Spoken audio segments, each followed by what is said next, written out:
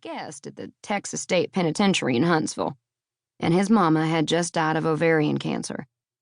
The social worker seemed to think Travis was Henry's only living kin, not serving time behind bars.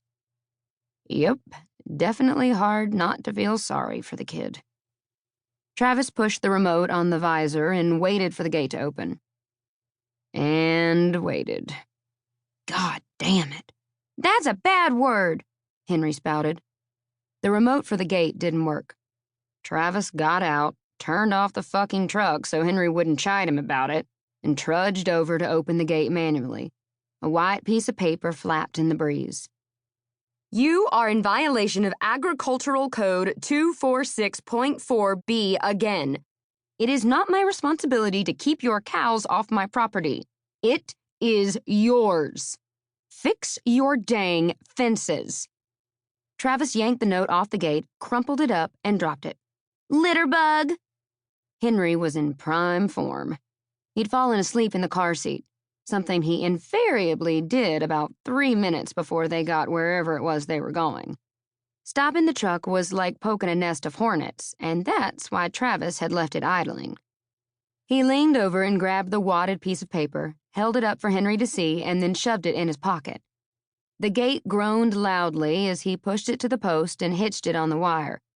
Then he got back in the truck, started it, drove through the gate, stopped the truck, turned the goddamn thing off while giving Henry the evil eye, and climbed out to close the gate behind him. By the time he finally got back in, an audience had lined up on either side of the lane. Young bulls on one side and heifers on the other. At least those fence lines were holding. The same couldn't be said for the one separating his east pasture from Honey Mackie's apple orchard. The crazy old lady kept leaving him threatening notes. He'd patched the fence multiple times, but it didn't hold. It needed to be completely replaced. The only things required were time and money, both of which were in short supply. The herd followed them along as they drove up the lane, even though the bed of the truck was loaded with a lawnmower and a weed whacker, tools of his temporary trade, and not hay. Henry waved at the cows until the truck turned left at the split and continued up to the house. The windmill rose above the trees as they hit the top of the hill, and Travis automatically depressed the accelerator at the tug of its familiar silhouette. His dad, always full of cowboy dictums, had said windmills made a horse's hooves trot a little faster and a man's heart long for hearth and home. The effect it had on Travis was surprising, since neither hearth nor home had ever quite risen to the occasion. Unlike the windmill, the side of the house stirred no warm, fuzzy feels. The attic windows stared angrily like a glowering monster.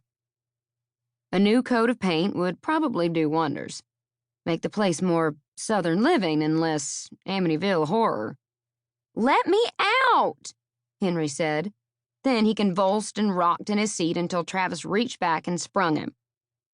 "Stay out of the cookies! You've got to eat supper first!" Henry jumped down, leaving supper, a greasy paper bag from the drive-thru hamburger joint, on the seat next to his backpack.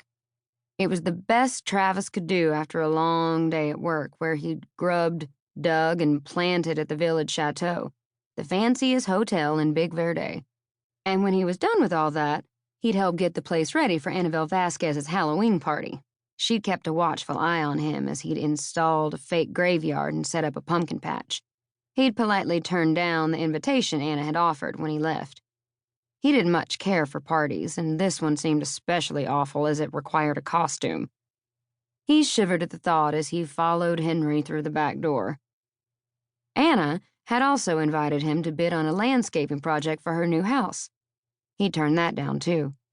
For one thing, he didn't intend to remain in Big Verde long enough to complete a lavish Annabelle-style project that he was woefully unqualified to install. For another, it wasn't a good idea to work for someone you'd slept with. Fishnet thigh-high stockings with silly bows on the back and a skirt so short it might be illegal, both in red. Maggie sighed. Why had she trusted Claire to rent a Halloween costume for her? She kicked off her sensible shoes and tossed her jacket on the bed while eyeing her best friend and coworker, who had never owned a pair of sensible shoes in her life. To keep listening to this audiobook, I've left you a link in the description so you can do it, at no cost thanks to Audible's 30-day free trial.